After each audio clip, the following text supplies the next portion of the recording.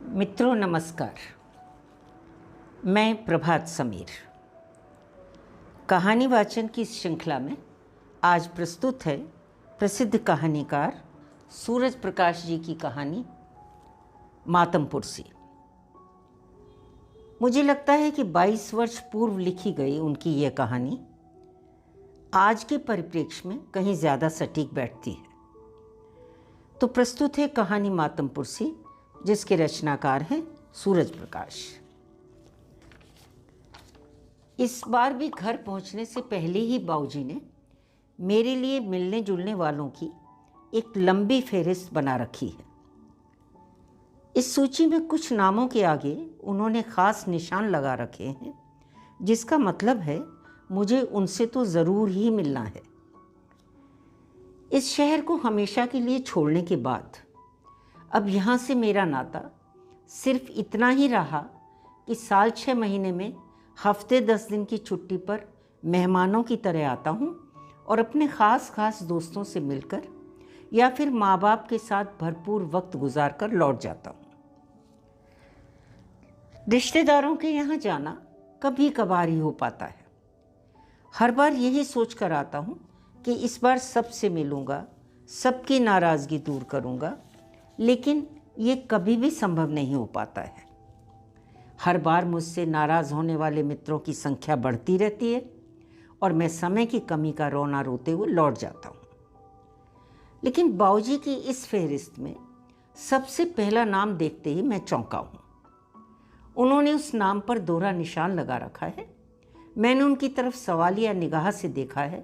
उन्होंने हौले से कहा है, मैंने तुझे लिखा भी था कि मेहता की वाइफ गुजर गई है। तुझे अफसोस की चिट्ठी लिखने को भी लिखा था। अभी बेचारा बीवी के सदमे से उबरा नहीं था कि महीना भर पहले संदीप भी नहीं रहा। मैं अवाक रह गया। अरे संदीप, क्या हुआ उसे?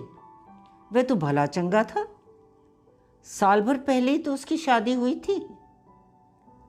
मैंने उसे मेरी बात काटकर माँ ने बाबूजी की बात को आगे बढ़ाया। शांति बेचारी जिंदगी भर खटती रही, बच्चों को अकेले पढ़ाती रही। तेरे अंकल तो नौकरी के चक्कर में हमेशा दौरों पर रहे। उसी ने बच्चों को पढ़ाया लिखाया। अब आराम करने का वक्त आया तो कैंसर उसे खा गया। माँ का गला भर आया है। माँ बता रही हैं कि संदीप कानपुर से एक मैच खेलकर लौट रहा था। रास्ते में किसी बस अड्डे पर कुछ खा लिया होगा, जिससे फूड पॉइजनिंग हो गई और ऐसी हालत हो गई कि बस अड्डे से ही 2-1 लोग उसे अस्पताल ले गए। जब तक घर में खबर पहुंचती वह ख़त्म हो चुका था। पता भी नहीं चल पाया कि उसने कहाँ क्या खाया। अभी तो बेचारी शांति की राख भी ठंडी नहीं हुई थी। मेरे सामने दोहरी दुविधा है। मैं संदीप की बीवी से पहली बार, और वह भी ऐसे दुखद मौके पर मिल रहा हूँ। पता चला था कि संदीप की पत्नी बहुत ही खूबसूरत और स्मार्ट भी है। शांति आंटी और अंकल भी हमेशा उसकी तारीफ़ करते रहते थे। मैं कल्पना भी नहीं कर पा रहा हूँ कि शादी के सिर्फ साल भर के भीतर उसे विधवा हो जाना पड़ा। मेरा संकट है। मैं ऐसे मौक़ों पर बहुत ज़्यादा नर्वस हो जाता हूँ। मातमपुरसी के लिए मेरे मुंह से लफ्ज़ ही नहीं निकलते। घबरा रहा हूँ कि मैं उन लोगों का सामना कैसे करूँगा। एक तरफ अंकल हैं जो 2 महीनों में अपनी पत्नी और बेटा खो चुके हैं, और दूसरी ओर संदीप की पत्नी, जिसे मैं मिल भी पहली बार रहा हूँ। इससे पहले कि मैं झुककर अंकल के पैर छूता, उन्होंने बीच में ही रोककर मुझे गले से लगा लिया। शिकवा कर रहे हैं कि मैं कितनी बार यहाँ आया और घर नहीं आया। मेरे पास कोई जवाब नहीं है। मैं झेंपी हुई हंसी हंसकर रह जाता हूँ। देखता हूँ कि पहले की तुलना में अंकल बहुत कमज़ोर लग रहे हैं। आखिर 2 मौतों का गम अकेले झेलना कोई हंसी नहीं है। मैं संदीप या आंटी के बारे में कुछ कहने को होता हूँ कि वे मुझसे बम्बई की हालचाल और बच्चों के बारे में पूछने लगे। मैंने एक सवाल का जवाब दिया नहीं होता कि वे दूसरा सवाल दाग देते हैं।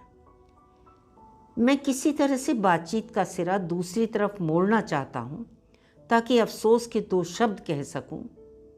बाबूजी ने भी एक आध बार बात घुमाने की कोशिश भी की है, लेकिन मेहता अंकल, वह तो हंसकर इधर उधर की बातें कर रहे हैं, ठाके लगा रहे हैं।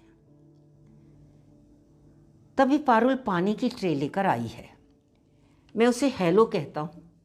बेहद सौम्य और खूबसूरत लड़की, चेहरे पर गजब का आत्मविश्वास, लेकिन इस दोहरे सदमे ने उसके चेहरे का सारा रस और नूर छीन लिया है। शादी के साल भर के भीतर, इतने अरसे में तो पति पत्नी एक दूसरे को ढंग से पहचान भी नहीं पाते। तय नहीं कर पा रहा हूं कि बातचीत किस तरह से शुरू करूं। तभी अंकल ने उसे फरमान सुना दिया है, अरे भाई, दीपक को कुछ चाय नाश्ता कराओ, बरसों बाद हमारे घर आया है। और वे गाने लगे हैं, बम्बई से आया मेरा दोस्त। पारुल चाय का इंतजाम करने चली गई है और अंकल कोई पुराना किस्सा सुनाने में लगे हैं। मैं फिर संदीप के बारे में बात करना ही चाहता हूँ कि पारुल चाय लेकर आ गई है और मेरा वाक्य अनकहा ही रह गया है। अचानक सब खामोश हो गए हैं और कुछ देर तक सिर्फ चाय की चुस्कियों की ही आवाज़ आती रही है। चाय खत्म हुई ही है कि पारुल ने अगला फरमान सुना दिया है, आप लोग खाना खाकर ही जाएंगे। पारुल ने जिस अपनेपन और अधिकार के साथ कहा है, उसमें मना करने की गुंजाइश ही नहीं है। पारुल के चले जाने के बाद भी मैं देर तक बातचीत के ऐसे सूत्र तलाशता रहा कि किसी भी बहाने से सही कम से कम 2 शब्द अफसोस के ही कह दूं। 2-1 बार आंटी और संदीप का जिक्र भी आया, लेकिन बातचीत आए गए तरीके से आगे बढ़ गई। मैं हैरान हूँ कि आंटी और संदीप को गुजरे महीना भर ही हुआ है और अंकल ने उन्हें अपनी यादों तक से उतार दिया है। अब बाबूजी और मेहता अंकल की बातचीत अपनी पुरानी लकीर पर चल पड़ी है। मैं कुछ सोचकर रसोई में चला गया हूँ। पारुल खाना बनाने की तैयारी कर रही है। उदासी भरी मुस्कुराहट से उसने मेरा स्वागत किया है। मैं यहाँ भी बातचीत शुरू करने के लिए सूत्र तलाश रहा हूँ। पारुल ने ही मुझे उबारा है, बम्बई से कब आए आप? आज सुबह ही। आते ही संदीप का पता चला तो मैंने वाक्य अधूरा ही छोड़ दिया है। पारुल भी चुप है। मैं बातचीत का सिलसिला आगे बढ़ाता हूँ। दरअसल मैं आपकी शादी में नहीं आ पाया था, इसलिए आपसे मिल नहीं पाया, लेकिन संदीप के साथ मेरी खूब जमती थी।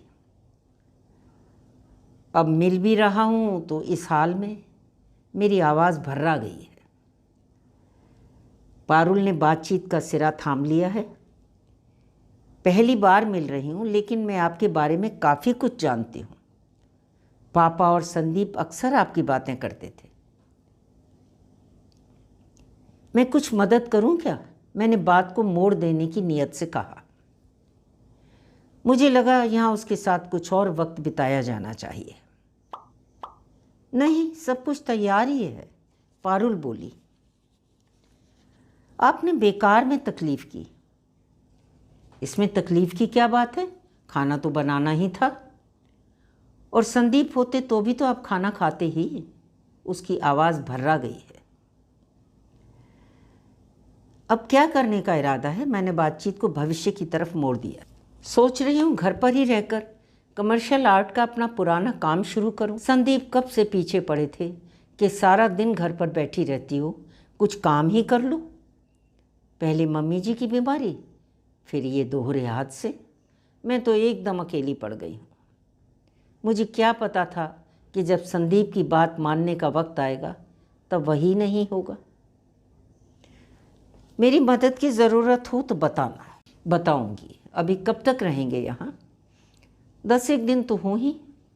आऊँगा फिर मिलने, बल्कि आपका उस तरफ आना हो तो। घर से निकलना नहीं हो पाता, फिर भी आऊँगी किसी दिन। तभी अंकल की आवाज़ आई है, अरे भाई थोड़ी सी कंपनी हमें भी दे दो। मैं ड्राइंग रूम में वापस आता हूँ, देखता हूँ अंकल ने बोतल और 3 गिलास सजा रखे हैं। मुझे देखते ही उन्होंने पूछा है, अभी भी अपने बाप से छिपकर पीते हो या उसके साथ भी पीनी शुरू कर दी है? और उन्होंने एक ज़ोरदार ठाका लगाया है, आओ बरखुरदार तुम्हारी इस विज़िट को सेलिब्रेट करें। मुझे समझ नहीं आ रहा 65 साल का यह बूढ़ा और कमज़ोर आदमी दोहरी मौतों के दुख से सचमुच उबर चुका है या इन ठाकों, हंसी मजाक और शराब के गिलासों के पीछे अपना दुख जबरन हमसे छुपा रहा है। बाबूजी इस वक्त खिड़की से बाहर देख रहे हैं।